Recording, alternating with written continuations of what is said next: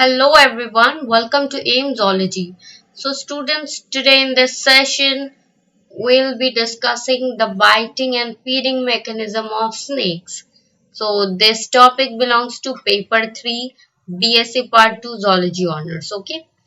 तो स्टूडेंट्स आज के इस शानदार सेशन में हम biting and feeding mechanism snakes के बारे में पढ़ेंगे। ये टॉपिक बड़ा इंपॉर्टेंट टॉपिक है, चाहे आप शॉर्ट नोट्स देखो या लॉन्ग क्वेश्चन आंसर, इस टॉपिक से जरूर क्वेश्चंस आते हैं। So in this session we will be doing concept learning as well as answer writing skill together, okay? तो आज इस सेशन में हम biting and feeding mechanism of snakes पढ़ने वाले हैं। ऑब्वियसली ये स्नेक्स के बारे में है, तो सबसे पहले इस टॉपिक से हम क्वेश्चंस देख सकते हैं, ठीक है, कि एग्जामिनर आपको ट्विस्ट करके कैसे कैसे क्वेश्चन दे सकता है।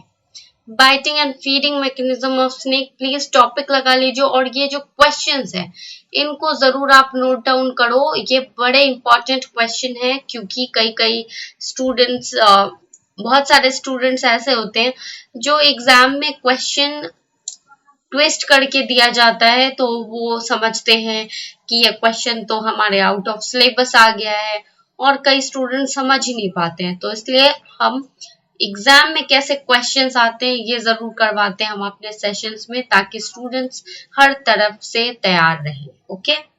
So number 1 question is describe the biting and feeding mechanism of poisonous snake. Poisonous snake के बारे में, उनके बाइटिंग एंड फीडिंग मैकेनिज्म को डिस्क्राइब करने के लिए कह रहा है एग्जामिनर क्वेश्चंस में। सेकेंड टाइप ऑफ क्वेश्चन क्या है, give the zoological names of snakes of your locality stating which are poisonous. State the biting mechanism of a poisonous snake. तो इस क्वेश्चन में थोड़ा सा ट्विस्ट करके एग्जामिनर क्या पूछ रहा है आपसे, zoological नेम पूछ रहा है कुछ स्नेक्स के, ठीक है, जो आपके लोकेलिटी में है, मौजूद होते हैं, ऐसे पॉइजनस स्नेक्स और नॉन पॉइजनस स्नेक्स के नेम को मेंशन करना है। तो मैंने यहाँ पे पॉइजनस और नॉन पॉइजनस दोनों ही तरह के स्नेक्स को मेंशन किया है, okay? State the biting mechanism of a poisonous snake, यहाँ पे भी बाइटिंग मैकेनिज्म को डिस्क्राइब करने के लिए कहा जा रहा है, okay? Next type of question is, how is a snake able to swallowing and biting the animals much larger than the size of its body? तो ये क्वेश्चन काफी डिफरेंट है। कई ऐसे बच्चे होंगे एग्जाम में जो पढ़ के तो जाते हैं biting and swallowing mechanism of snake, रट के जाते हैं, बट इस तरह के जब क्वेश्चन पूछता है एग्जामिनर तो कई ऐसे बच्चे हैं वो क्वेश्चन छोड़ के आ जाते हैं। उनको ऐसा लगता है कि ये एग्जामिनर ने क्या पूछ दिया है, बट ये क्वेश्चन भी बाइटिंग एंड स्वॉलिंग मैकेनिज्म या फिर आप कह सकते हो biting and feeding mechanism of snacks से बिलोंग करता है, ओके? आई होप आप सभी ने इन तीनों क्वेश्चंस को भी नोट डाउन जरूर कर लिया होगा, ओके? तो बढ़ते आगे अब अपने आंसर की तरफ, लेकिन हाँ, आंसर से पहले मैंने कुछ मल्टीपल चॉइस क्वेश्चन के लिए आपको कुछ नोट्स भी दिया है जिससे आप मल्टीपल चॉइस क्वेश्चन को भी इजीली सॉल्व कर पाओगे, okay? The branch of zoology concerned with reptiles and amphibians is known as herpetology. herpetology क्या होती है? ये zoology के ऐसे ब्रांच को कहा जाता है जिसमें हम reptiles and amphibians के बारे में पढ़ते हैं, राइट? तो जब भी ऐसा क्वेश्चन आए एग्जाम में, अक्सर मल्टीपल चॉइस क्वेश्चन में जरूर आता है ये एग्जाम में, रेप्टाइल एंड एम्फीबियंस हम किस ब्रांच में पढ़ते हैं, जूलॉजी की किस ब्रांच में पढ़ते हैं, which branch of zoology we study about reptiles and amphibians, तो ये क्या है? Herpetology, okay? ये जो वर्ड है हर्पिटोलॉजी, इसका अगर हम तोड़ के इस टर्म के मीनिंग्स को निकालें तो यहाँ पे क्या होता है, मिलता है हमें हर्पेटॉन मिलता है। हर्पेटॉन का क्या मतलब होता है? रेप्टाइल, ठीक है? और ये हर्पेटॉन वर्ड कहाँ से आया है? हर्पीन, हर्पीन एक ग्रीक वर्ड है जिसका मतलब है टू क्रीप। चाहे वो रेप्टाइल्स हो, एम्फीबियंस हो, ज्यादातर ये इनकी जो स्पीसीज होती है ये क्या करती है? क्रॉल करती है। क्रॉल मीन्स क्या होता है? क्रीप मीन्स क्या होता है? रेंगती है, राइट? क्रॉल मीन्स घुड़कना और क्रीप मीन्स रेंगना। तो ज्यादातर प्रजातियां एम्फीबिया की और रेप्टिलिया की ज्यादातर प्रजातियां रेंगती हैं, ठीक है, लोकोमोशन में क्या करती है, क्रीपिंग करते हैं, तो इसलिए यहाँ पे ये हार्पेटोन वर्ड लिया गया है। और जिस वर्ड में लॉजी लग जाए तो इसका तो मतलब आपको पता है कि टू स्टडी, स्टार्ट क्लियर, चाहे वो बायोलॉजी हो, जूलॉजी हो या फिर हार्पेटोलॉजी हो, यहाँ लॉजी वर्ड किसको डिनोट कर रहा है, to study. Okay, next, total 3000 species of snakes found all over the world, in which 270 species are found in Bharat. तो हमारे भारत में देखो 3000 स्पीसीज पूरे वर्ल्ड में पाए जाते हैं और हमारे भारत में 270 स्पीसीज स्नेक्स के पाए जाते हैं। ओके, अब देखो पॉइजन के आधार पे, ठीक है, जहर के आधार पे स्नेक्स के दो मेन कैटेगरीज बनाई गई है। First is poisonous snake and other is non poisonous snake. Okay, तो आप जाहिर सी बात है आप ये समझ ही सकते हो कि पॉइजनस स्नेक मीन्स क्या होता है, जो अपने अंदर पॉइजन कंटेन करते हैं। नॉन पॉइजनस स्नेक क्या होते हैं, वैसे स्नेक्स होते हैं जिनके अंदर जहर नहीं पाया जाता है। ओके, और वेनम मीन्स भी क्या होता है, जहर, तो वेनोमस स्नेक, नॉन वेनोमस स्नेक, ये भी एक तरह से पॉइजनस को ही डिनोट कर रहा है और नॉन पॉइजनस को। तो आप ज्यादातर जो टर्म सही है ये है पॉइजनस स्नेक और नॉन पॉइजनस स्नेक। वेनोमस और नॉन वेनोमस किसके लिए यूज किया जाता है, कुछ प्लांट ऐसे हैं जो वेनोमस है, जहरीले होते हैं, जिसको खाने से इंसान की मौत भी हो सकती है। और नॉन वेनोमस प्लांट कैसे होते हैं, जो हानिकारक नहीं है, जिनमें जहर नहीं पाया जाता है। ओके, तो ये टर्म है वेनोमस प्लांट्स के लिए यूज होता है, और पॉइजनस नॉन पॉइजनस स्नेक आप ज्यादातर एनिमल्स के लिए यानी स्नेक्स के लिए आप देख सकते हो। ठीक है, बहुत सारे बुक में आपको वेनोमस और नॉन वेनोमस स्नेक्स भी देखने को मिल सकते हैं। ओके, सो यहाँ पे मैंने इस कंफ्यूजन को क्लियर किया है। All the species of snakes are not venomous. Only 70 species of snakes are venomous. तो इंडिया में जो पाए जाते हैं वो क्या है, जितने भी स्नेक्स हैं इनमें कुछ जहरीले हैं, कुछ जहरीले नहीं है। ठीक है, तो अगर नंबर की बात करें तो यहाँ पे 70 ऐसे स्नेक्स है भारत में जो वेनोमस है। ठीक है, जो जहरीले हैं, जहरीले सांपों में से एक। ठीक है, most Indian snakes are non poisonous. बहुत सारे ऐसे स्नेक्स है भारत में, ठीक है, जो नॉन पॉइजनस होते हैं। नॉन पॉइजनस बोले तो इनमें जहर नहीं पाए जाते। अगर जहर नहीं होगा तो ये हार्मलेस होंगे, मतलब किसी को भी नुकसान नहीं पहुंचाएंगे। In all 330 Indian species only 69 are poisonous. तो जितने भी इंडिया में, भारत में हमारे 330 इंडियन स्पीसीज के ऐसे स्नेक्स है जिनमें से सिर्फ 69 पॉइजनस स्नेक्स होते हैं। बाकी के 29 स्पीसीज स्नेक्स होते हैं, पानी में रहने वाले स्नेक्स होते हैं, और 40 स्पीसीज लैंड स्नेक्स होते हैं। जो सी स्नेक्स होते हैं ना, जो सी स्नेक्स होते हैं, जो पानी में रहने वाले स्नेक्स होते हैं, वो क्या होते हैं, वो बिल्कुल जहरीले नहीं होते हैं। इस बात को आप याद रख लेना। ठीक है, तो चलिए मैंने एडिशनल इन्फॉर्मेशन तो आपसे शेयर कर ली है, अब हम आंसर पे आते हैं। ओके, आंसर भी बहुत इजी, आपको बहुत जल्दी याद हो जाएगा क्योंकि ये है ही बड़ा इंटरेस्टिंग टॉपिक। तो देखो हम सबसे पहले क्या डिस्क्राइब कर रहे हैं, snakes found in our locality. तो इसी तरह से आपको हेडिंग देना है, और यहाँ देखो एक स्पीसीज का यानी कि जूलॉजिकल नेम हमने लिखा है नाजा नाजा। आपको पता ही होगा बायोलॉजिकल नोमेनक्लेचर का रूल क्या है। फर्स्ट वर्ड जो होता है ये किसको डिनोट करता है, ये जीनस को डिनोट करता है। Okay, and this second word denotes species और टाइप। ओके, तो स्पीसीज का नेम हमेशा स्मॉल लेटर्स में होगा और जीनस का नेम एक फर्स्ट लेटर जो होता है वो कैपिटल लेटर होता है। ठीक है, this is the rule of binormal nomenclature. So this is the rule of binomial nomenclature. Okay, चलिए एक क्वेश्चन आपसे मैं पूछती हूँ, बायनोमियल नोमेनक्लेचर किसके द्वारा दिया गया था, ये रूल किसके द्वारा दिया गया था, ये मुझे आप आंसर्स में बता सकते हो। ठीक है, व्हाट्सएप पे आप मुझे जरूर ये बताना। ठीक है, आज की क्लास के बाद। It is commonly called cobra, ये जो नाजा नाजा है, ठीक है, तो ये क्या है, ये कोबरा का जूलॉजिकल नेम है। Is that clear? It is poisonous snake. हम सभी जानते हैं कि कोबरा क्या है, पॉइजनस स्नेक्स की गिनती में आता है।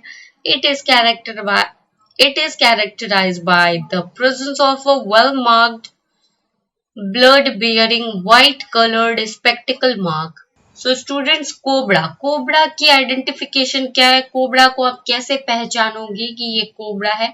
तो उसके लिए क्या है, इसकी बॉडी पे स्पेशली ये जो हुड वाला पार्ट है, फन वाले पार्ट पे, फन को क्या बोलते हैं, हुड बोलते हैं, ओके। तो ये हुड वाले पार्ट पे क्या होता है, एक व्हाइट कलर के स्पेक्टिकल जैसे मार्क बने होते हैं, ठीक है, जिसकी वजह से हम तुरंत पहचान जाते हैं कि ये कोबरा है, ओके।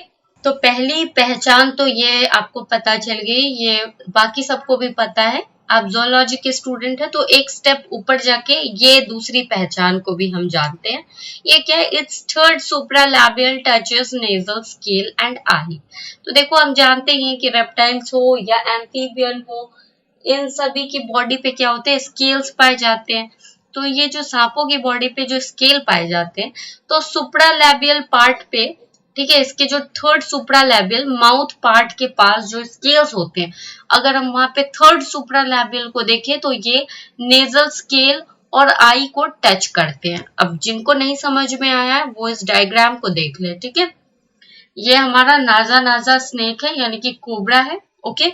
और यहाँ पे जो मैं बात कर रही थी ना, थर्ड सुप्रालैबियल, तो ये यहाँ पे है, देखो ये क्या है, ये पूरे के पूरे इसके हेड रीजन में भी स्केल्स मौजूद है।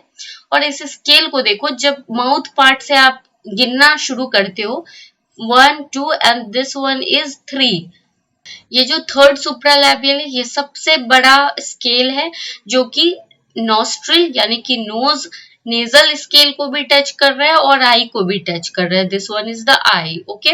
तो ये हो गया थर्ड सुप्रालैबियल शील्ड, या कवर कह सकते हो या फिर स्केल कह सकते हो, ओके। तो ये हेड रीजन का पार्ट है, लैटरल व्यू में ये कोबरा है। देखो जब भी आप कोई डायग्राम बनाते हो ना, हो सके तो ये डायग्राम बना देना, अदरवाइज इतना ये इम्पोर्टेंट नहीं है, ओके।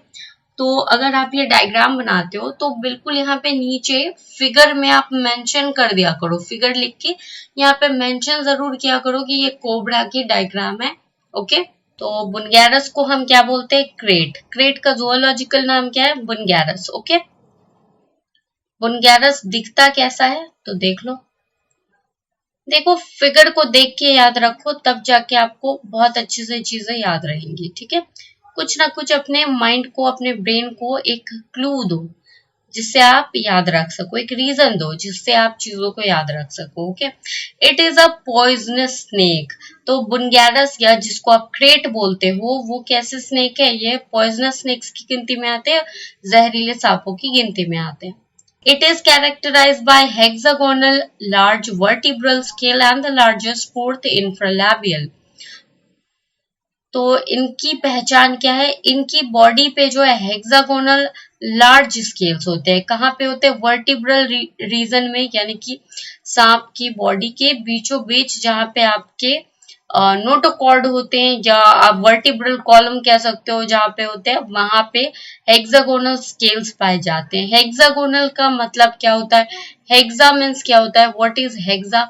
हेक्सा मीन्स होता है 6, और गॉन मीन्स क्या होता है, साइड्स। आपने मैथ्स में पढ़ा होगा, हेक्सागन, हेप्टागन, पेंटागन, राइट। तो यहाँ पे है हेक्सागन, हेक्सागन 6 साइड वाले स्केल्स पाए जाते हैं इसकी बॉडी के ऊपर, स्पेशली वर्टिब्रल स्केल्स होते हैं, ये वर्टिब्रल रीजन में पाए जाते हैं। और जो लार्जेस्ट फोर्थ इंफ्रालैबियल स्केल भी पाए जाते हैं इसकी बॉडी में, जो कि माउथ रीजन में होता है। लैबियल मीन्स क्या, ये माउथ पार्ट को डिनोट कर रहा है, ठीक है। सुप्रालैबियल, इंफ्रालैबियल, राइट। तो ये इससे समझ जाओ कि ये माउथ पार्ट के बारे में कहा जा रहा है। आपने पढ़ा ही होगा पार्ट 1 में, माउथ पार्ट ऑफ इंसेक्ट, उसमें आपने ये लैबिया वगैरह पढ़ा होगा, राइट। तो यहाँ पे क्या है, देखो ज्यादा जिनको नहीं याद है कोई इशू नहीं है, यहाँ पे मैं डायग्राम के थ्रू बता रही हूँ, ज्यादा इंपॉर्टेंट नहीं है, okay. So this one is fourth infralabial. तो ये जो माउथ पार्ट पे आप देख रहे हो, माउथ पार्ट पे अगर हम गिनती करें दोनों ही तरफ से, तो 1 2 3 4, this one is fourth infralabial scale, जो कि सबसे बड़ा है, ठीक है, तो माउथ रीजन की आइडेंटिफिकेशन क्या है, इसके पास फोर्थ इंफ्रालैबियल स्केल जो कि सबसे बड़े साइज का है, ठीक है। और इसकी बॉडी पे जो वर्टिब्रल रीजन में जो पाए जाते हैं स्केल्स, बड़े बड़े स्केल्स, वो किस तरह के, किस शेप के होते हैं, ये हेक्सागन के शेप के होते हैं, यानी कि जिसके पास 6 साइड्स होते हैं, इस तरह के फिगर वाले स्केल्स पाए जाते हैं, यानी कि बड़े बड़े स्केल्स पाए जाते हैं, as you can see here. Okay, तो आप इस डायग्राम को चाहो तो बिल्कुल बना लो, और जिनको ये इंफ्रालैबियल सुप्रालैबियल नहीं याद रहता है तो बिल्कुल ये वो जरूर डायग्राम बनाए। आप एग्जाम में बना लेते हो तो बहुत अच्छी बात है, एग्जाम में नहीं बना पाते हो तो कोई बात नहीं है, ठीक है। आप बस अपने डेफिनेशन को अच्छी तरह से लिखो, ठीक है। Next is Vipera. वाइपेरा, जो लोग डिस्कवरी चैनल देखते होंगे उनको तो जरूर पता ही होगा वाइपेरा के बारे में। Okay, it is commonly called Russell's wiper. तो रसल्स वाइपर के बारे में जरूर आपने सुना ही होगा अगर आप डिस्कवरी व्यूअर हो तो। Okay, it is poisonous. तो रसल्स वाइपर किस तरह का स्नेक्स है, ये पॉइजनस स्नेक्स की गिनती में आते हैं। It is characterised by a small scales on head. इनके जो हेड होते हैं वहां पे तो छोटे छोटे स्केल्स पाए जाते हैं, लेकिन जब बेली की बात की जाए, स्टमक वाले रीजन की बात की जाए, तो वहां पे क्या होता है, ब्रॉड प्लेट्स वाले स्केल्स पाए जाते हैं। Is that clear? It's very easy. Next is जेमिनीज म्यूकोसिस। ये क्या है, धमन, ठीक है। गांव में आपने सुना होगा धमन सांप, तो इसको क्या बोलते हैं, जेमिनीज म्यूकोसिस। इट इज कॉमनली कॉल्ड धामन और रैट स्नेक्स। ये स्नेक्स क्या खाते हैं, ज्यादातर रैट खाते हैं, चूहों को खाते हैं, इसलिए इसको रैट स्नेक्स कहा गया। इट इज नॉन पॉइजनस, और ये बिल्कुल भी नुकसान करने वाले स्नेक नहीं है, इनमें कोई जहर नहीं पाया जाता है। Okay, next is Typhlops. Typhlops कैसे होते हैं, it is commonly known as blind snake. ये ब्लाइंड स्नेक के नेम से फेमस है, और ये भी नॉन पॉइजनस स्नेक है। ये कहाँ पे रहते हैं, it lives underground and looks like an earthworm. तो आप देख सकते हो फिगर में भी, यहाँ पे क्या है, फोटो में भी आप देख सकते हो कि ये ब्लाइंड स्नेक के नेम से जाना जाता है, और ये नॉन पॉइजनस तो है ही, साथ साथ इसकी पहचान क्या है, ये अर्थवॉर्म की तरह दिखता है, और ये अंडरग्राउंड में रहता है। Okay, next is Eryx johnii. Eryx johnii is commonly known as Indian sand boa. Indian sand boa, या फिर आप कह सकते हो दुमुही सांप। Okay, it is known as dumuhi. Okay, it is non poisonous snake. ये भी नॉन पॉइजनस स्नेक है, इनमें कोई जहर नहीं पाया जाएगा। Okay, this is Eryx johnii. यहाँ पे आप देख सकते हो कैसा दिखता है Eryx johnii. Okay, next is Natrix पैटेलेटा।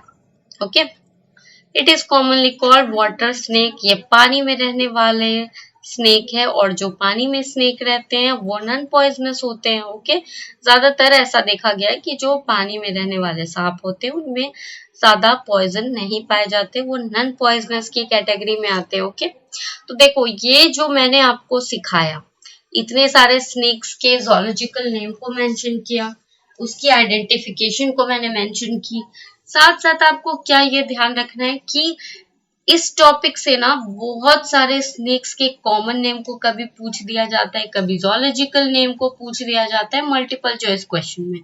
तो इसके लिए तैयार रहना, हमेशा ये जो कॉमन नेम है ये जरूर याद रखना है, ठीक है। Next is poison apparatus. तो पॉइजन एपरेटस किसके पास होती है, जो पॉइजनस स्नेक होते हैं, राइट। जो नॉन पॉइजनस होंगे उनमें नहीं पाई जाएगी पॉइजनस एपरेटस। ओके, तो पॉइजन एपरेटस किसके पास होती है, जो पॉइजनस स्नेक होते हैं। Is that clear? अब अब देखो पॉइजन एपरेटस में क्या क्या शामिल है, a pair of poison gland, a pair of poison duct, a pair of fangs. तो पॉइजन ग्लैंड, पॉइजन डक्ट और फैंग्स, इन तीन चीजों को मिला के क्या बन जाता है हमारा poison apparatus. Is that clear? तो इन तीनों के बारे में अब हम डिस्क्राइब करने वाले हैं। Poison gland, what is poison gland? The The superior labial or parotid salivary gland become modified to form poison gland. Poison gland कैसे बनता है? जो superior labial या फिर आप कह सकते हो parotid salivary gland जो होते हैं वो modified होके poison gland में convert हो जाते हैं. These are located one on either side of the upper jaw. जो इनके ऊपरी जबड़े होते हैं दोनों ही तरफ एक एक पॉइजन ग्लैंड पाए जाएंगे और जबड़े के नीचे भी मिलते हैं हमें पॉइजन ग्लैंड और साथ साथ आईज के पीछे जो सांपों की जो आंखें होती है उनके पीछे भी क्या होता है? पॉइजन ग्लैंड होता है. Poison gland is in the form of sac. Poison gland कैसे दिखते हैं? तो ये बिल्कुल थैली की तरह दिखते हैं. As you can see here ये क्या है? पॉइजन ग्लैंड है. ठीक है, ये किस तरह की दिख रही है? थैली की तरह दिख रही है. An anterior ligament attaches the anterior end of the gland. एक लिगामेंट भी यहाँ पे पाई जाती है. लिगामेंट का जो एंटीरियर साइड है यानी कि ऊपर वाला साइड जो है वो ग्लैंड से जुड़ा हुआ होता है और ये डायरेक्टली और इनडायरेक्टली मैक्सिला को टच करता है. ओके, मैक्सिला क्या है? मैक्सिला भी माउथ पार्ट है तो मैक्सिला को टच करता है ये लिगामेंट. सबसे पहले तो ये ग्लैंड के एंटीरियर पार्ट से जुड़ा हुआ होता है और फिर ये जाके मैक्सिला से जुड़ा होगा. A posterior ligament extends between the gland and the quadrate. और जो लिगामेंट का पोस्टीरियर साइड होगा जो निचला हिस्सा होता है लिगामेंट का वो क्या करेगा? ये एक्सटेंड होके जो ग्लैंड है हमारा पॉइजन ग्लैंड और क्वाड्रेट उसके बीचों बीच ये पास होगा. ठीक है, अब क्वाड्रेट क्या है? तो क्वाड्रेट बोन है जो माउथ को स्नेक्स के माउथ को खोलने में हेल्प करता है, किसी चीज को इनगल्फ करने में हेल्प करता है. ये क्वाड्रेट बेसिकली एक शिफ्टेबल बोन है जो कि आप आगे पढ़ोगे. अगर आपको अभी नहीं समझ में आ रहा थोड़ी देर के लिए कंट्रोल कर लो, मैं आपको सामने समझा दूंगी. ठीक है, अब जो आप ये डायग्राम देख रहे हो, राइट, जो आप ये डायग्राम देख रहे हो ये डायग्राम ये बहुत इंपॉर्टेंट डायग्राम है. इस डायग्राम को आपको हर हाल में एग्जाम में ड्रॉ कर लेना है. ठीक है, सुन रहे हो सब? ये डायग्राम बहुत इंपॉर्टेंट है. जब भी बाइटिंग एंड स्वेलिंग मैकेनिज्म या फिर बाइटिंग एंड फीडिंग मैकेनिज्म पूछा जाएगा क्वेश्चन में तो आपको ये डायग्राम जरूर से ड्रॉ कर लेना है. ये क्या है? Poison gland. This is sensory pit, this is eye, this is nostril, this is poison duct. देखो, पॉइजन ग्लैंड से ही आगे बढ़ के एक्सटेंड होके ये एक डक्ट का रूप ले लेता है पॉइजन ग्लैंड.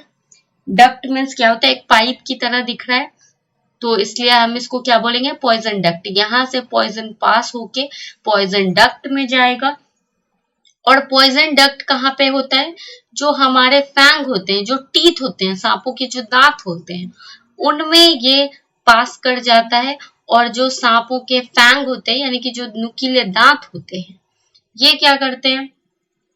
ये कवर से ढके होते हैं. स्किन का एक कवर होता है जिसको हम सीथ बोलते हैं, इससे ढका हुआ होता है. और अगर हम लोअर जॉ की बात करें ये सब अपर जॉ में मौजूद होते हैं. पॉइजन ग्लैंड, आई, नॉस्ट्रिल, सेंसरी पिट. सेंसरी पिट को हम लॉरियल पिट भी कहते हैं. ओके, फैंग्स ये सब क्या होते हैं? ये अपर जॉ में है. यहां से यहां तक क्या है आपका? अपर जॉ.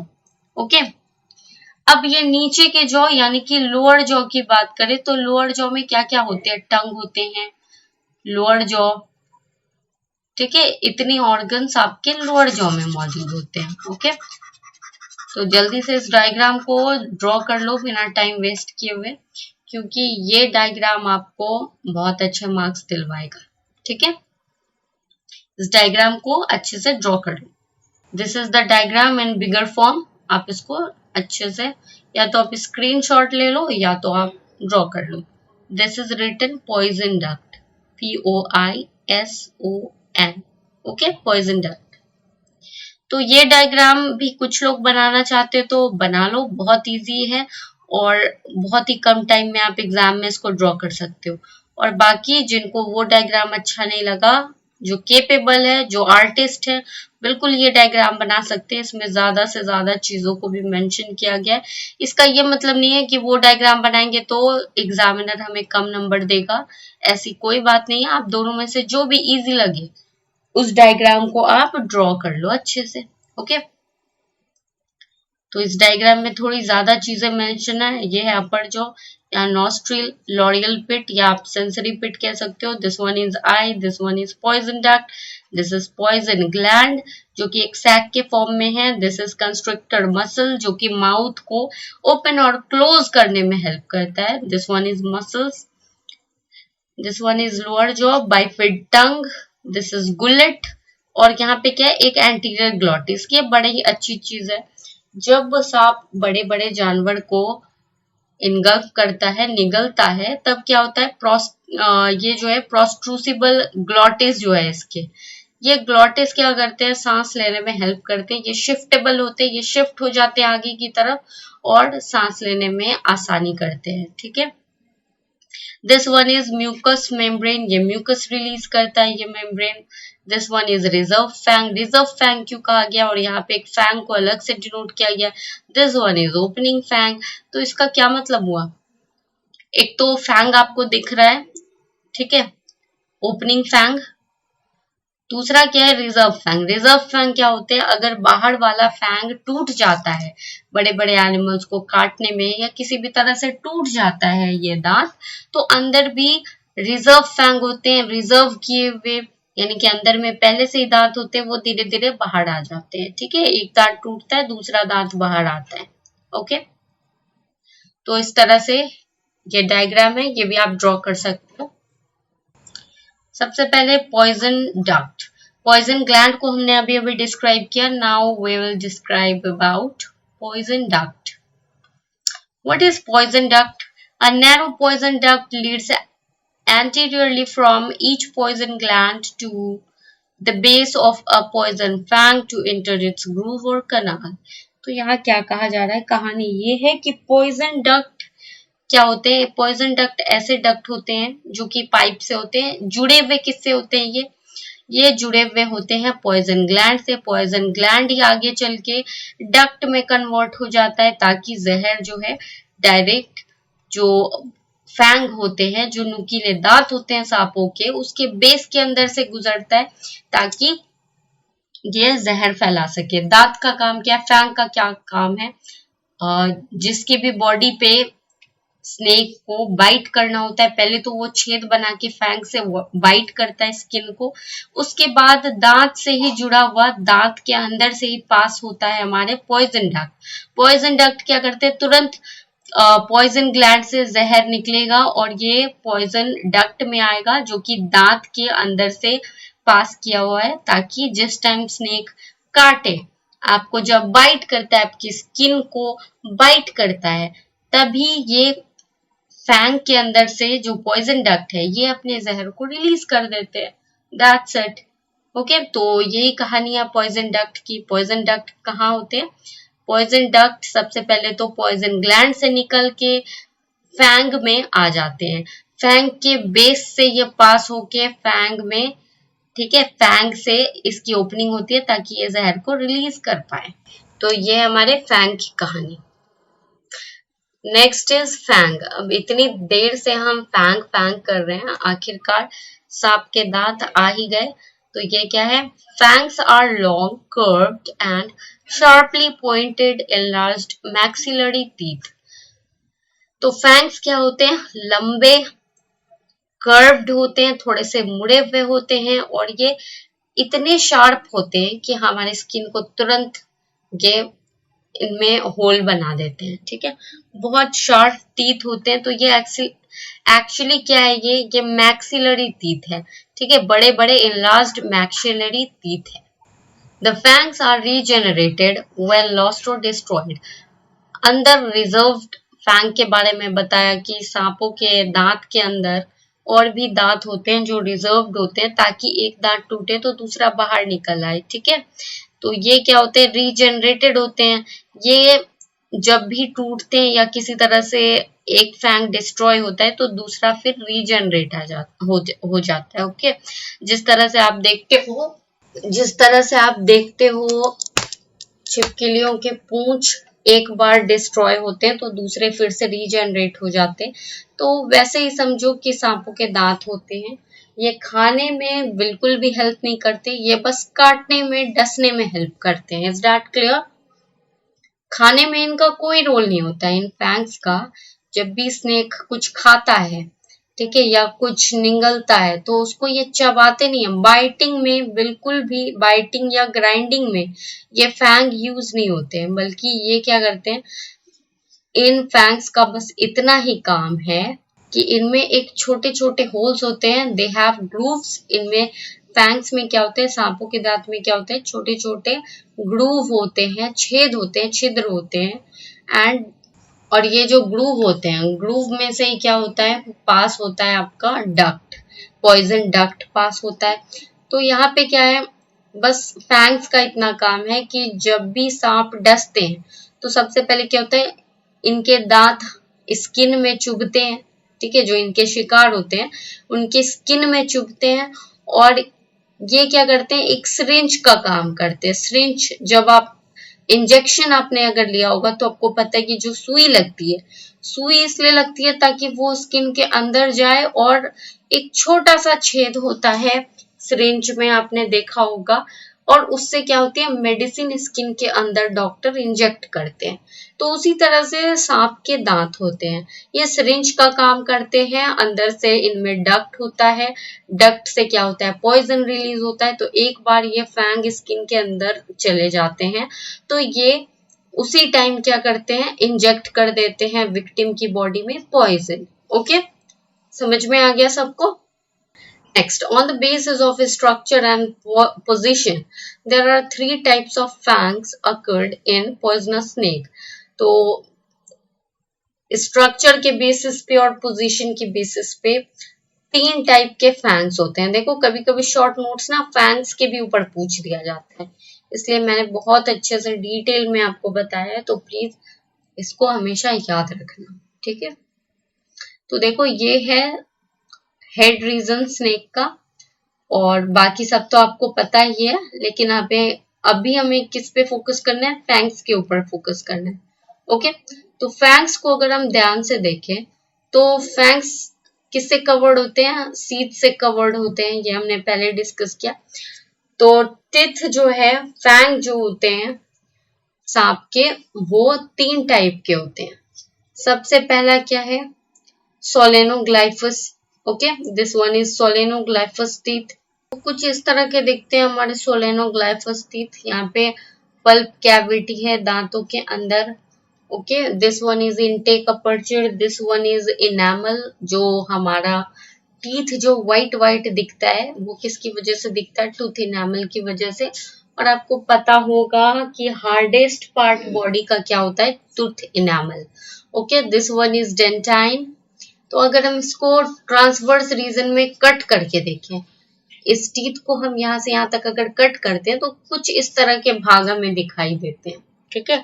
ये हो गया हमारा pulp cavity, this one is enamel, this one is poison gland. देखो, अंदर से ही पॉइजन ग्लैंड होते हैं, ठीक है। तो ये ऊपर भाग से कैसे दिखते हैं, ऊपरी भाग से, तो आप देख सकते हो इंटायर ग्रूव्ड फैंग किस तरह का होता है, यहाँ पे छिद्र होते हैं, और दांतों के अंदर भी एक छिद्र होता है, एक ग्रूव होता है, जिसमें से पॉइजन डक्ट पास करके पॉइजन रिलीज करते हैं। Okay, this one is called discharge aperture. जो नीचे नीचे जो होल होता है टीथ में पॉइजन रिलीज करने के लिए, इसको क्या बोलते हैं, डिस्चार्ज अपर्चर। ओके, समझ गए? इस डायग्राम को भी आप बना लेना, जब भी फैंग के ऊपर अगर आपको शॉर्ट नोट्स आ जाए तो this diagram you have to draw. तो अब हम डिस्क्राइब करेंगे इन तीनों टाइप के फैंग्स को। तो सबसे पहला क्या है, सोलेनोग्लाइफस। सोलेनो मीन्स क्या होता है, सोलेन मीन्स होता है पाइप, ग्लाइफ मीन्स क्या होता है, हॉलोड। Is that clear? इस अगर टर्म को हम डिकोड करें तो यहाँ पे क्या है, solen means pipe and glyph means hollowed, यानी कि खोखले पाइप की तरह ये दांत है, जैसा कि अभी हमने देखा ऊपर। This one is solenoglyphous teeth. Next, in vipers and rattlesnakes, जो भी पॉइजनस स्नेक्स होते हैं जैसे कि वाइपर, रैटल स्नेक, इनके पास क्या होता है, a large functional fang occurs in front of each maxilla. तो इनके पास मैक्सिला जो माउथ पार्ट है, माउथ पार्ट के फ्रंट रीजन में क्या होता है, ये फैंग पाए जाते हैं, सोलेनोग्लाइफस फैंग। होते हैं। It's base is covered on all sides by a sheath. इसका जो बेस है इस टीथ का, इस टाइप के टीथ का जो बेस है ये कवर्ड होता है शीथ से। ठीक है, शीथ क्या होती है, एक स्किन की लेयर होती है जो कवर का काम करती है, containing a few reserve teeth. और इसी में क्या होता है, रिजर्व टीथ होते हैं, जैसे कि अगर डिस्ट्रॉय हो गया कोई टीथ तो उसकी जगह पे दूसरे टीथ तुरंत रीजनरेट होना स्टार्ट हो जाते हैं। एंड डेवलपिंग फैंग, जो भी डेवलपिंग फैंग अंदर से एक और दांत आते हैं तो बाहर वाले दांत टूट जाते हैं। ओके, कुछ इस तरह का होता है। The fangs are movable. Fangs किस तरह के होते हैं, मूवेबल होते हैं, ऊपर और नीचे आसानी से हो जाते हैं। And turned inside to lie close to the roof of mouth when mouth is close. तो देखो होता क्या है, फैंग की एक स्पेशलाइज्ड फीचर मैंने आपको नहीं बताई। जब भी सांप मुंह खोलते हैं, जैसे ही मुंह खोलेंगे इसके दांत वैसे ही बाहर आ जाएंगे, बाहर की तरफ। ओके, कुछ इस तरह से देखो, जब भी ये मुंह खोलेंगे कुछ इस तरह से टीथ बाहर आने को तैयार हो जाते हैं, लाइक दिस। ओके, आप देख ही रहे हो। अब रियल पिक्चर को भी एक बार देख लेते हैं। देखो, जब भी स्नेक जो है बाइटिंग के लिए तैयार होते हैं तो ये देखो मुंह खुला हुआ है ना स्नेक का, तो यहाँ क्या होता है, टीथ जो है ये बाहर की तरफ आ जाते हैं। ये टीथ क्या होते हैं, ये टीथ बाहर की तरफ आ जाते हैं अपने आप, जब भी स्नेक को बाइट करना हो तो ये टीथ बाहर की तरफ निकल जाते हैं, लाइक दिस। ओके, और जब ये मुंह बंद करते हैं, स्नेक जब अपने माउथ को क्लोज करते हैं तो ये जो टीथ है, ये जो इसके फैंग है, ये क्या करते हैं, अपने आप मुड़ जाते हैं और ये माउथ के रूफ में इस तरह से सट जाते हैं, एडजस्ट हो जाते हैं। समझ में आ गया सबको, क्लियर है? तो ये टीथ मूवेबल है। Okay, fangs are movable. तो सोलेनोग्लाइफस का ये एक और फीचर हो गया। Okay, the fangs are movable and turn inside to lie close to the roof of mouth when it is closed. तो जब सांप अपने मुंह बंद करते हैं तो ये सोलेनोग्लाइफस टीथ क्या करते हैं, ये रूफ में, माउथ के रूफ में यानी अपर जॉ में अच्छे से सट जाते हैं और माउथ क्लोज हो जाते हैं। Okay, a hollow poison canal runs through the fang opening at the tip. तो ये जो पॉइजन कनाल है, जिसको या फिर हम कह सकते हैं पॉइजन डक्ट। ओके, या फिर हम क्या कहेंगे, पॉइजन कनाल या पॉइजन डक्ट कहते हैं। ओके, कंफ्यूज मत होना, डक्ट और कनाल दोनों की चीजें होती है। तो जो कनाल होते हैं, जो पॉइजन डक्ट होते हैं, ये टीथ के अंदर से पास करते हैं, फैंग के अंदर से ये पास करते हैं, और ये डक्ट कहाँ जाके खुलते हैं, टीथ के या फैंग के टिप पे जाके खुलते हैं, ताकि फैंग क्या करे, अपने प्रे के स्किन पे यानी कि अपने शिकार के स्किन को कट करे और उसी दौरान ये डक्ट खुल जाते हैं और पॉइजन रिलीज कर देते हैं। Okay, next is proteroglyphous teeth. Protero means क्या होता है, first.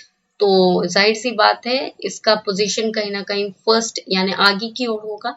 In cobras, kraits, coral snakes and sea snakes fangs are small. चाहे वो कोबरा हो, क्रेट हो, सी स्नेक हो, या फिर कह सकते हैं हम कोरल स्नेक हो, इन सभी के पास छोटे छोटे फैंग मौजूद होते हैं। छोटे फैंग मौजूद होते हैं यानी कि इनके टीथ साइज में छोटे होंगे। Okay, at the front of maxilla, maxilla के आगे ये परमानेंटली इरेक्ट होते हैं, यानी कि ये मूवेबल नहीं होते, कि इरेक्ट होते हैं क्योंकि छोटे टीथ होते हैं, तो माउथ क्लोज और ओपन करने में प्रॉब्लम नहीं होती है क्योंकि ये इसका साइज छोटा है। Each fang is grooved all along its anterior face. तो जिस तरह से फैंग के अंदर ही अंदर एक ग्रूव होता है जिसको हम क्या बोलते हैं, पॉइजन डक्ट कहते हैं।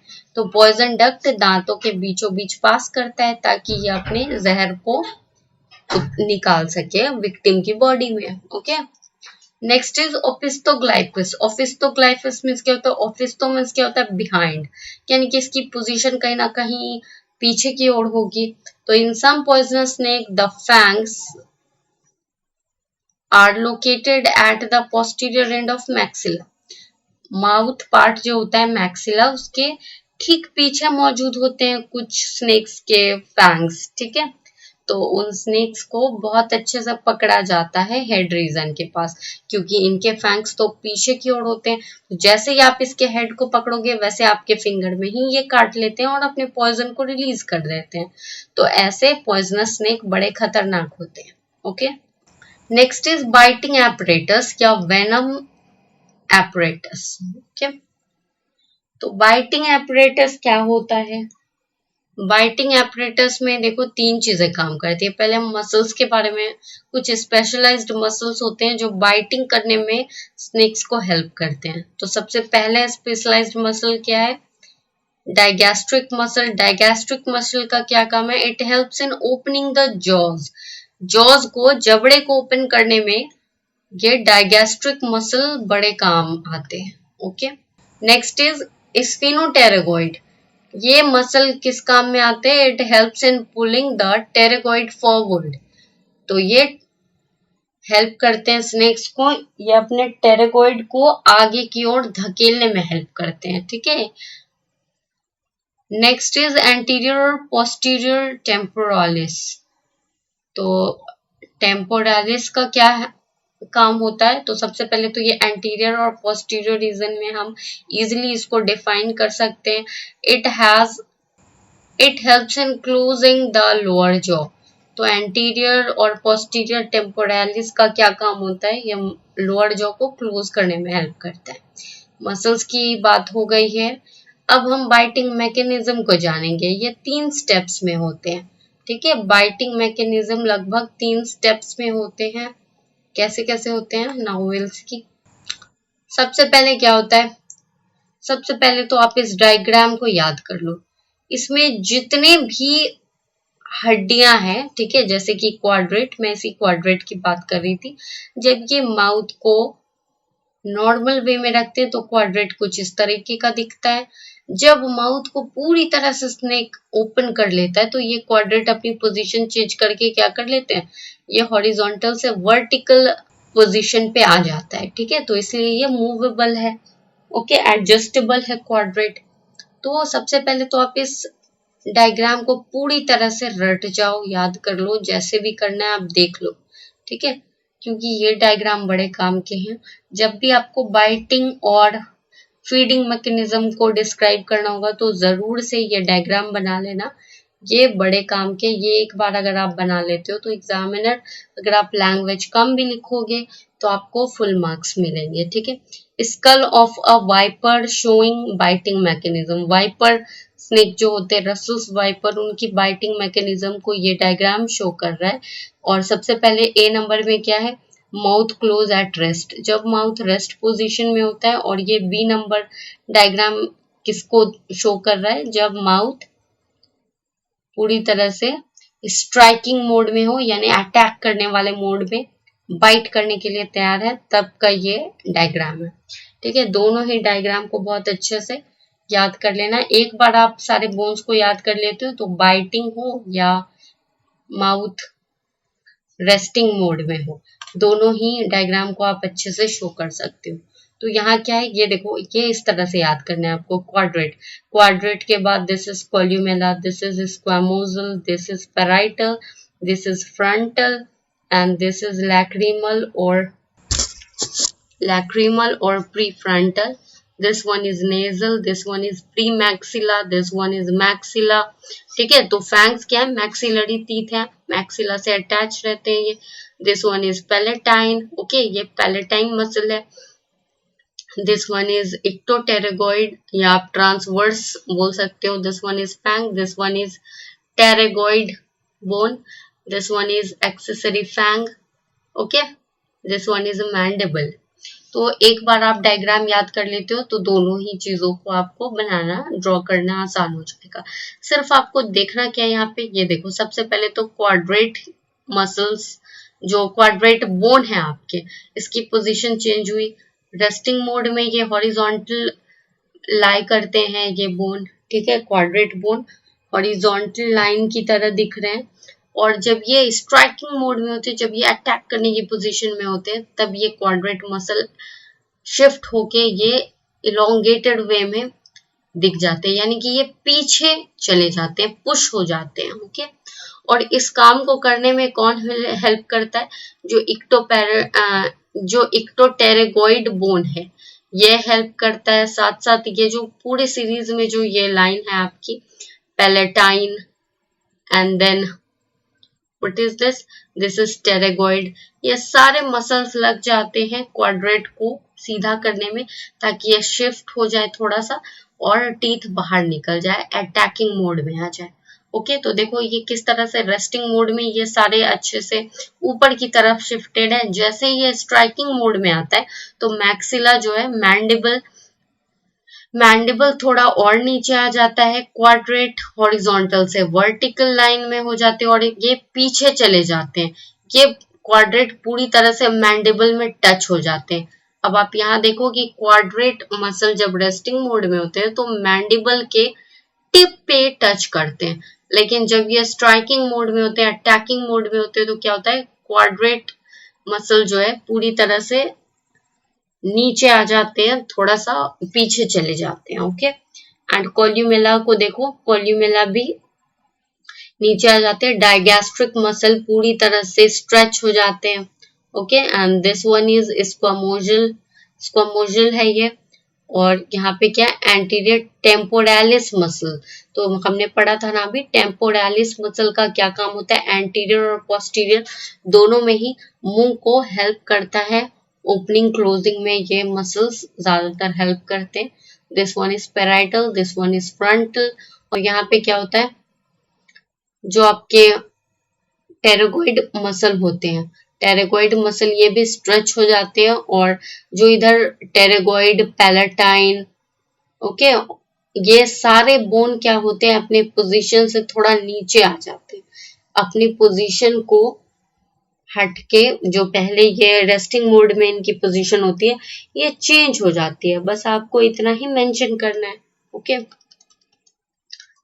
तो मैंने यहाँ पे स्टेप 1 स्टेप 2 करके आपको समझाने की कोशिश की है। तो बाइटिंग मैकेनिज्म को अब मैं डिस्क्राइब कर रही हूँ पूरी तरह से, ये भी आप नोट डाउन कर लोगे। The mechanism of biting is complicated, so we are describing this in 3 steps. Step 1 क्या कहता है, ओपनिंग ऑफ माउथ। जब भी बाइट करना होता है स्नेक को, तो ये सबसे पहले मुंह खोलेंगे।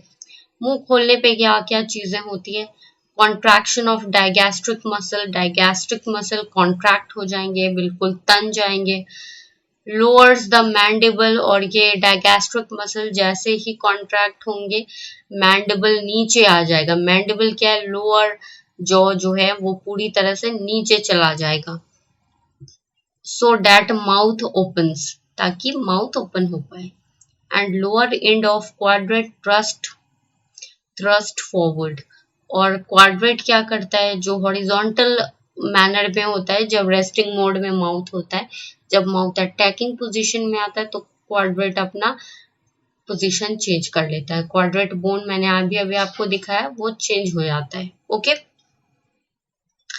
और ये नीचे की तरफ आ जाएगा, फॉरवर्ड आ जाएगा। ठीक है, लोअर मैंडिबल जो होता है लोअर जॉ में, बिल्कुल उस बोन के थोड़ा सा नीचे आ जाएगा। राइट, नंबर 2, तो ये हेडिंग आप कर लोगे। स्टेप 2 में क्या है, as the mouth open sphenopterygoid muscle contract, जैसे ही माउथ ओपन होगा स्टेनोटेरेगोइड मसल भी कॉन्ट्रैक्ट हो जाएंगे, जिसका रिजल्ट क्या होता है, forward movement of pterygoid and up pushing of ectopterygoid. तो जैसे ही फॉरवर्ड मूवमेंट होगा टेरेगोइड का, फिर उसके बाद अप पुशिंग यानी कि ऊपर की तरफ इक्टोटेरेगोइड पुश करता है, विच results lastly in the rotation of maxilla, और तब जाके जो maxilla है उसका रोटेशन हो जाता है in its own axis. Is that clear? Third step मैंने यहाँ पे नहीं डाला है, ये चीजें आप यहाँ पे मैं लिखवा देती हूँ। ओके, स्टेप थर्ड आप यहाँ पे लिख लो, देख के प्लीज। स्टेप थर्ड मैं यहाँ पे लिखवा रही हूँ। ठीक है, वो स्लाइड शायद आई नहीं थी, मैंने बनाई थी और कुछ मिस्टेक हुई है, तो मैं यहाँ पे आपको लिखवा रही हूँ। Okay, third step is closing of mouth. Okay, mouth close होने पे क्या होता है, contraction of temporalis leads all movement reversed. Okay, इसका मतलब क्या हुआ, जब माउथ क्लोज होती है तो क्या होता है, सबसे पहले तो टेम्पोरालिस मसल और स्फिनोटेरोगॉइड मसल, ये दोनों ही कॉन्ट्रैक्ट हो जाते हैं, जिसका रिजल्ट क्या होता है, जो सारे मूवमेंट जैसे मुंह खुला, दांत निकला और ये बाइटिंग मोड में आया, क्वाड्रेट की पोजीशन चेंज हुई और भी डिफरेंट बोन की पोजीशन चेंज हुई, वो सब क्या होता है, माउथ जैसे क्लोज होगा पहले दांत अंदर जाएंगे, फिर मुंह धीरे धीरे बंद होगा, जितने भी बोन्स ने, क्वाड्रेट बोन हो या फिर अदर बोन्स है जिन्होंने अपनी पोजीशन चेंज की थी, वो वापस से अपने रेस्टिंग मोड में आ जाएगा। This is the step number 3, closing of mouth. Is that clear? Please अच्छे से इसको नोट डाउन कर ले, मैं एक बार फिर से पढ़ रही हूँ, जिनको नहीं समझ में आया वो देख लेना। Closing of mouth, contraction of temporalis muscle and sphenoterigoid muscle leads all movement reversed. Okay, this is the result of closing of mouth. ठीक है, स्टेप नंबर 3 मैंने आपको करवा दिया है। अब आते हैं हम अपने फीडिंग मैकेनिज्म में। सांप अपने जो शिकार को कैसे अपनी बॉडी में फीड करता है, कैसे वो निगलते हैं, स्वॉलो कैसे करते हैं। तो फीडिंग मैकेनिज्म की जगह आप स्वॉलोइंग मैकेनिज्म भी लिख सकते हो। फीडिंग स्वॉलोइंग दोनों बात एक ही है, ठीक है। The mechanism of biting is a 3 complicated step. तो यहाँ पे बाइटिंग की जगह पे क्या हो जाएगा, फीडिंग। ओके, तो the mechanism of feeding is a complicated 3 step complicated process. तो यहाँ पे क्या होता है, स्नेक्स हम जानते हैं ये स्ट्रिक्टली कार्निवोरस होते हैं, ये कार्निवोरस एनिमल्स के कैटेगरी में आते हैं। Their food includes a wide range, okay, a void की जगह पे वाइड, WIDE। तो their food includes a wide range of animals, ये बहुत सारे जानवरों को खाते हैं, जो स्पेशली जो छोटे छोटे जानवर होते हैं उनको जरूर खाते हैं ये, जैसे फ्रॉग हो गए, ठीक है। फूड इज स्वॉलोड, जैसे ये फूड खाते हैं, फूड खाने के बाद ये निगलते हैं, निगलने की कोशिश करते हैं, स्वॉलो करने की कोशिश करते हैं एज अ होल, यानी कि पूरी तरह से जानवर को ये निगल जाते हैं, अपने पेट में डाल लेते हैं, जैसे एक अजगर अपने शिकार को क्या करता है, पूरी तरह से अपनी बॉडी में निगल लेता है, ठीक है। And teeth are never use for cutting और ग्राइंडिंग, जो इसके फैंग होते हैं, जो इसके टीथ होते हैं, ये कभी भी चबाने के काम में या काटने के काम में, ठीक है, ये नहीं आते हैं, ठीक है। जो टीथ हमारे टीथ होते हैं ये कटिंग ग्राइंडिंग का काम करते हैं, राइट, फूड को क्या करते हैं, कटिंग और ग्राइंड करते हैं। लेकिन हाँ, सांपों के जो दांत होते हैं ये बिल्कुल भी कटिंग ग्राइंडिंग में हेल्प नहीं करते हैं, ओके। ये बस, ये टीथ क्या होते हैं, ये फैंग्स क्या करते हैं, बस जहर को रिलीज करने का काम करते हैं, ये सिरिंज की तरह काम करते हैं, जहर को बॉडी में इंजेक्ट करने का काम करते हैं। Structural adaptation in school helps in swallowing, तो स्कल जो होता है, जो इनकी खोपड़ी होती है स्नेक्स की, वो भी काफी मददगार होती है, उनका भी एडेप्टेशन, उनका भी स्ट्रक्चर कुछ इस तरह से है कि ये फैल जाते हैं और सिकुड़ जाते हैं, जैसे ही फूड बड़े होते हैं तो ये थोड़ा सा गैप होता है इसके स्कल के बीचों बीच, ये क्या करते हैं, एक्सपैंड कर लेते हैं अपने स्कल को, ठीक है, ताकि ये बड़ा मुंह खोल सके और अपने शिकार को ये निगल सके। The process of swallowing is very complicated process, ये बड़ा कॉम्प्लिकेटेड प्रोसेस होता है, yet it depends upon 2 facts, ये 2 फैक्ट पे डिपेंड करता है, the teeth and of coordinated system of movement of right and left halves of each jaw, जो jaw होते हैं इनके, जो जबड़े होते हैं ऊपर के और नीचे के, ये बड़े ही कोऑर्डिनेटेड सिस्टम में काम करते हैं जब ये फूड को स्नेक सॉलो करते हैं तो, और साथ साथ टीथ भी बड़ा हेल्प करते हैं। टीथ क्या होते हैं, टीथ बिल्कुल कॉपरेट करते हैं, टीथ भले ही कटिंग और ग्राइंडिंग ना करे, बट ये टीथ भी कोऑर्डिनेटेड सिस्टम में हेल्प करते हैं ताकि स्नेक अपने खाने को swallow कर सके, ठीक है, निगल सके। The victim is seized in mouth. सबसे पहले तो जो शिकार होते हैं, जो प्रे होते हैं, उसको विक्टिम कहा जाता है।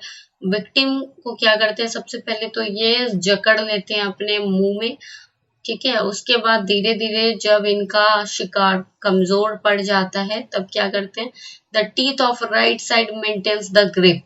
ये टीथ क्या करते हैं, ग्रिप बनाने में हेल्प करते हैं ताकि ये निगल पाए, ठीक है। And those of left side which are pushed forward over the prey for short distance। तो एक टीथ क्या करता है, राइट टीथ ग्रिप मेंटेन करने में हेल्प करते हैं। राइट साइड वाले टीथ क्या काम करते हैं, ग्रिप मेंटेन करने में हेल्प करते हैं। और जो लेफ्ट साइड के इसके टीथ होते हैं वो थोड़े से बॉडी पे स्लाइड करके शॉर्ट डिस्टेंस को कवर करके ये बॉडी के अंदर डालने की कोशिश करते हैं, खाने को ये अंदर की तरफ पुश करते हैं, ओके। तो ये है हमारा फीडिंग मैकेनिज्म, ओके। और हम आगे लिखते हैं फीडिंग मैकेनिज्म में। तो यहाँ पे क्या कहा जा रहा है, जो पॉइंटेड बैकवर्डली डायरेक्टेड टीथ होते हैं वो क्या करते हैं, ये प्रे की बॉडी के ऊपर, जो इसके शिकार होते हैं उसकी बॉडी के ऊपर स्लाइड करते हैं और ग्रिप बनाते हैं और अंदर की तरफ ठेलते हैं, ठीक है, खाने को मुंह के अंदर की तरफ ठेलते हैं। तो ये जबड़े भी इसमें बड़े हेल्प करते हैं, ये भी पुश करने में हेल्प करते हैं, ठीक है, खाने को निगलने में हेल्प करते हैं। But they inter deeper when thrust is reversed. तो ये क्या होते हैं, ये जो इसके टीथ होते हैं बैकवर्डली डायरेक्टेड टीथ, ये बॉडी के अंदर भी घुस के कभी कभी ग्रिप बनाने की कोशिश करते हैं। और जब खाना बड़ा हो हद से ज्यादा तो कभी कभी क्या होते हैं, ये रिवर्स होके यानी कि मुंह के अंदर जाके वो ऊपर के जो हमारे अपर जॉ होते हैं उसमें जाके उसके रूप में जाके सट जाते हैं, बिल्कुल, ठीक है। The series of action of alternate side of head draws the snake mouth over the food does thus, okay, thus thus the prey is swallowed। तो यहाँ पे क्या होता है, ये जो एक्शन पूरा सीरीज ऑफ एक्शन होता है, चाहे वो बोन्स हो टीथ हो, सब कोऑर्डिनेटेड वे में वर्क करते हैं। तो अल्टरनेट साइड जो होता है हेड का, जो अदर साइड होता है, वो क्या करता है, वो स्नेक के माउथ को फूड के ऊपर पूरी तरह से कवर करने की कोशिश करता है, क्योंकि ऊपर वाला जो जबड़ा है वो जितना आगे जाएगा बॉडी के अंदर वो इनगल्प करने में मदद करते हैं, निगलने में प्रे को मदद करते हैं, ओके, स्वॉलो करने में हेल्प करते हैं। When the prey is stronger, अगर प्रे यानी कि शिकार सांप से ज्यादा स्ट्रांग हो तब क्या करते हैं स्नेक ना सबसे पहले उसको पैरालाइज करते हैं, यानी कि अपंग कर देते हैं। कैसे अपंग करते हैं, अपने जो जहर होता है उससे वो पूरी उसकी बॉडी के अंदर इंजेक्ट कर देते हैं और उसको पैरालाइज कर देते हैं। उसके बाद वो निगलने की कोशिश करते हैं। The whole process is very laborious and slow. ये पूरा प्रोसेस बहुत स्लो है, बहुत लेबोरियस है, ओके, बहुत मेहनत वाला प्रोसेस है ये। The continuation of breathing during swallowing due to protrusible glottis. जो इसके ग्लॉटिस होते हैं ये एडजस्टेबल होते हैं, ये बाहर की तरफ निकल जाते हैं ताकि स्नेक्स को जब फूड को, बड़े फूड को ये स्वॉलो करता है, जब ये निगलता है उस समय सांस भी इसकी बॉडी में जाए, इसलिए प्रोस्ट्रूसिबल ग्लॉटिस होती है वहां पे, जिससे जो इसको ब्रीदिंग करने में हेल्प करते हैं, ओके। तो ये पूरा प्रोसेस हो गया, यहाँ पे आके ये एंड होता है, ओके, आपका आंसर। और ये स्टेप थर्ड है जो कि ऊपर होना चाहिए था, तो मैंने स्पेस ना रहने के कारण यहाँ पे लिखवा दिया। तो आप इन सारी चीजों को ध्यान रखोगे, ठीक है, और सभी चीजों को आप नोट डाउन कर लोगे। And all the best, okay, याद करते रहना सारी चीजों को, और डायग्राम की प्रैक्टिस भी करनी है, okay. Thanks, that's all for today. मिलते हैं नेक्स्ट क्लास में।